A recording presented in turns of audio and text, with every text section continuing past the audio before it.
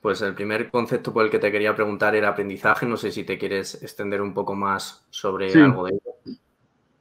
sí, bueno, allí el ejemplo que he analizado es justamente la pregunta de qué es el aprendizaje, ¿no? Que ha sido una pregunta central, si no la pregunta más fundamental en psicología del aprendizaje. Y allí hay mucha discusión al respecto. Este, uh, Mencioné esta definición, por ejemplo, tradicional de aprendizaje, Sí. que, no, que se toma como la definición oficial, ¿no? Pero que en realidad hay detalles allí que se tienden a ignorar, ¿no? Este, Respecto a los orígenes de esta definición, ¿no? Y allí se tiende a ignorar mucho el contexto, ¿no? Eh, el contexto de los orígenes de esta definición, digamos, en libros clásicos de psicología del aprendizaje. Y allí el contexto revela que en realidad quienes propusieron esta definición en sus inicios, estamos hablando quizás de los años 40, años 50, realmente no definieron el aprendizaje de esa manera. Entonces, esa definición se tiende a citar fuera de contexto, ¿no? El contexto ahí revela que en realidad se consideraba el aprendizaje como un proceso subyacente hipotético que causaba ese ese cambio conductual, pero que en realidad el aprendizaje no es el cambio conductual. Porque si uno se pone a ver cómo se caracteriza, por ejemplo, el aprendizaje en modelos de condicionamiento pavloviano, allí el aprendizaje no se define o no se caracteriza de esa manera conductual, como un cambio conductual. El cambio conductual es lo que se llama ejecución, ¿eh? Pero aprendizaje es algo distinto. El aprendizaje es un proceso interno, por ejemplo, de formación de asociaciones, ¿eh? De asociaciones entre representaciones internas de estímulo, del estímulo condicionado y el estímulo incondicionado, por ejemplo. Y tenemos el modelo de Rescorla-Wagner, que es muy claro al respecto y ha sido el modelo más influyente de condicionamiento, el modelo, digamos, matemático computacional de condicionamiento pavloviano. Y creo que sigue siéndolo a pesar de sus múltiples limitaciones, ¿no? Pero allí el aprendizaje no se define de esa manera. El aprendizaje se define como, en términos del modelo, como cambios en la fuerza asociativa del estímulo condicionado. Y eso no es ejecución, eso no es un cambio conductual. Entonces allí hay una especie como de incoherencia, a mi parecer, ¿no? Entre, por una parte, la definición oficial que se da de aprendizaje como un cambio conductual de cierto tipo, por una parte, y por otra parte, las caracterizaciones de aprendizaje en modelos como, por ejemplo, como el de Rescorla-Wagner. Y otros modelos computacionales, el Pearce Hall y el Macintosh y el Soccer de Miller, el modelo de Gibbon y Balsam de la expectancia escalar, etc.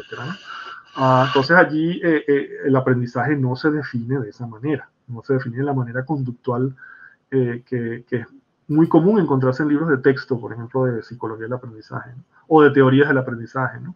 Como por ejemplo el Hilliard y Marquis, ¿no?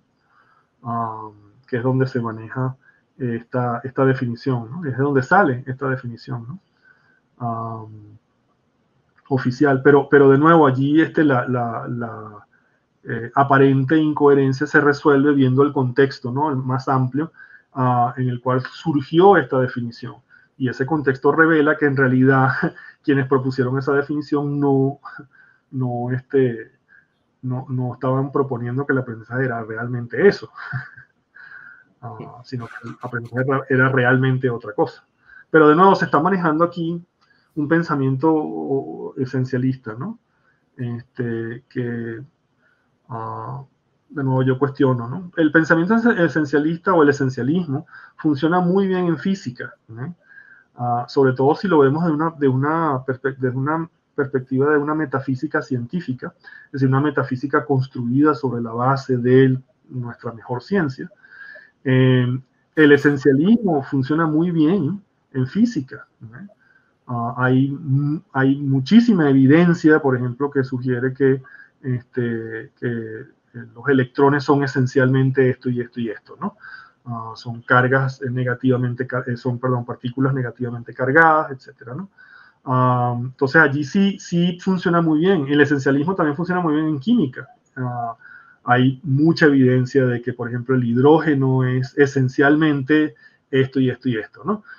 Según las características, por ejemplo, el número atómico, el peso atómico, lo encontramos en la tabla periódica de los elementos químicos. Entonces el esencialismo funciona muy bien allí, pero ya no tan bien en biología. Ya en biología empieza a derrumbarse el esencialismo, ¿okay?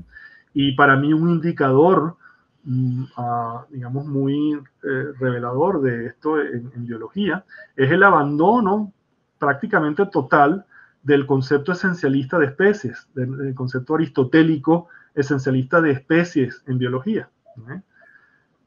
Y aunque siguen habiendo distintos conceptos de especies, todavía no hay un concepto único, universalmente aceptado, de lo que es una especie en biología, que tampoco está mal, ¿no? Allí podemos hablar, por ejemplo, de un pluralismo conceptual, no hay ningún problema con eso, ¿no?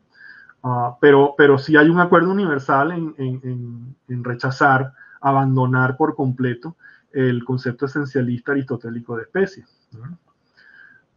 Entonces ya, y una razón de eso es que muy intuitiva, aquí de nuevo estoy ignorando la gran mayoría de los detalles, ¿no? Pero muy intuitivamente, y resumiéndolo de una manera muy breve, este concepto aristotélico esencialista de especies se abandona a raíz con el advenimiento de la teoría de la evolución por selección natural de Darwin, ¿no? Y hay que aclarar allí que la idea novedosa de Darwin fue el mecanismo, la selección natural como mecanismo no tanto la idea de la evolución, porque ya esa idea ya venía manejándose, ¿no? Entonces, lo que no había era un mecanismo plausible mediante el cual ocurría la evolución, y Darwin fue quien, pues, hizo la propuesta más novedosa al respecto, ¿no? En su época. Entonces, pero ya desde el avenimiento o desde el establecimiento más firme de la teoría de la evolución por selección natural de Darwin, ya se estaba planteando la idea de que las especies cambian, ¿no? Pero ¿y si las especies cambian, mientras que las esencias son inmutables, entonces las especies no pueden ser esencias? Esa es como la lógica básica detrás de este rechazo del concepto esencialista aristotélico de especie biológica. Entonces se manejan otros conceptos en biología, el concepto biológico de Ernst Mayr, el concepto fenético, el concepto genético, etc., ¿no? Sí. Pero bueno. Pues mira, José, respecto al concepto de aprendizaje, nos preguntaba David Gajardo que si puede haber aprendizaje sin la participación o existencia del sistema nervioso. Bueno, yo diría que sí, de nuevo. Bueno, más bien, yo diría que depende. Esa sería mi respuesta. Es una respuesta muy antipática, pero yo diría depende a qué llames aprendizaje. Claro. Depende de cómo definas aprendizaje, depende de qué sea el aprendizaje. Y allí es donde yo veo de nuevo que el problema de fondo es un problema de definición. Un ejercicio que a mí me gusta mucho hacer cuando hablo de conceptos científicos en mis cursos de filosofía de la ciencia, es preguntarle a la audiencia, preguntarle si creen en Dios. Y pues la gran mayoría, en mi caso, pues en mi experiencia ha sido el 100% de las personas, o responden afirmativamente o responden negativamente. Algunas personas dicen que sí, otras personas dicen que no. Y allí la revelación mía del ejercicio es que, bueno, yo diría que depende de qué es Dios, o depende a qué llames Dios, o depende de cómo definas Dios.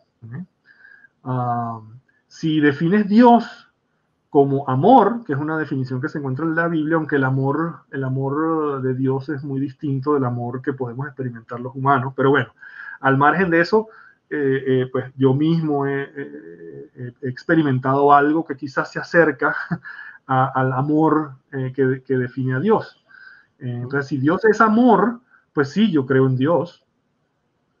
Pero si Dios es un viejito de barba blanca sentado en un trono, en una nube, digo, mira, no creo en Dios, que es una representación pictórica muy común en el arte religioso. Dios como un viejito sentado en un trono, ¿no? Sí, Unos sí. cetros, ¿no?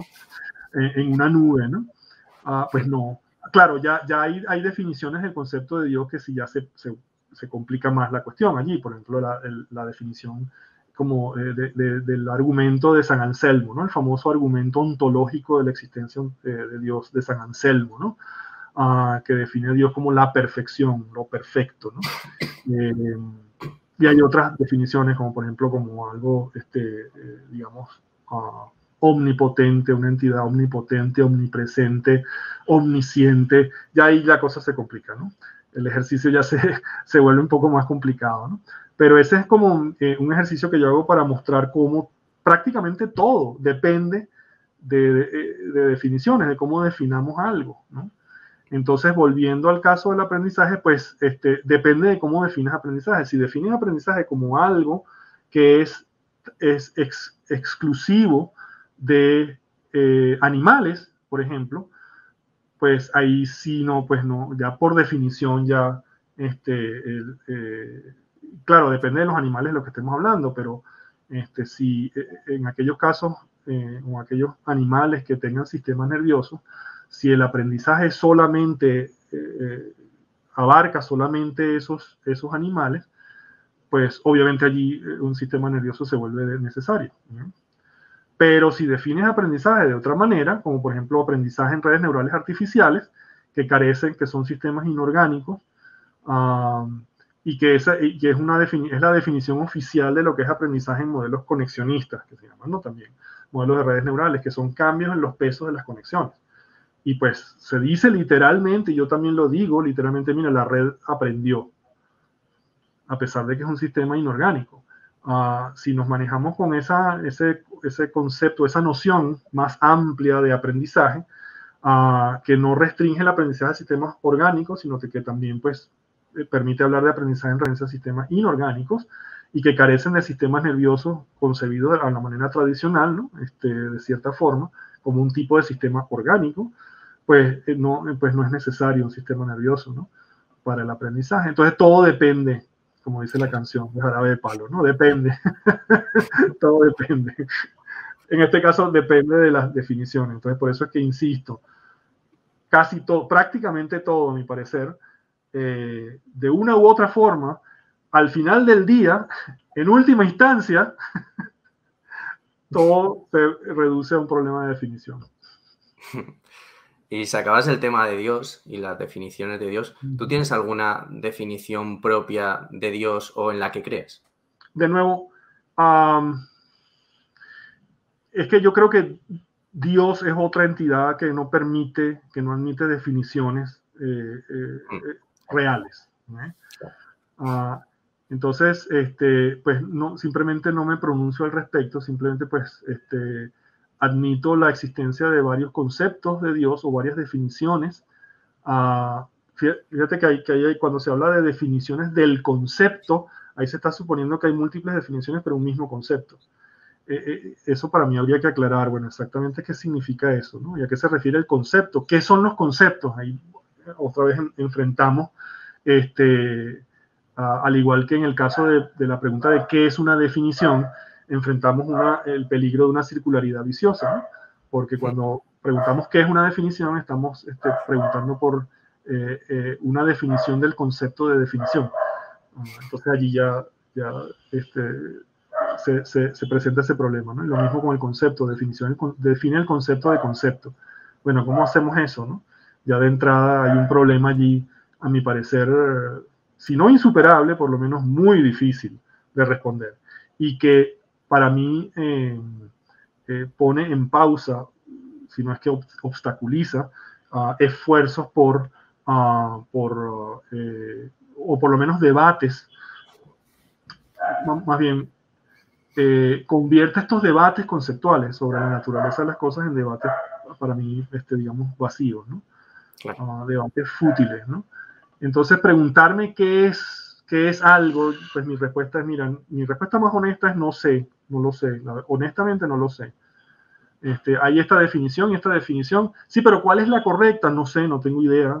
Ni siquiera estoy seguro de que podamos responder esa pregunta de una manera que nos permita un acuerdo razonable, ¿no? ¿Cómo demuestras una definición, ¿no? ¿Cómo demuestras que el aprendizaje es realmente esto y no esto otro? O sea, ¿cómo lo demuestras? No puedes demostrarlo por argumentación, o si tratas de hacerlo, quizás el resultado vaya a ser una falacia, o vaya a ser un argumento inválido, un argumento, digamos, vacío. Entonces no estoy seguro yo ya, digamos, trato de evitar ese tipo de preguntas porque plantean todas estas dificultades, ¿no? Que yo veo como insuperables, realmente.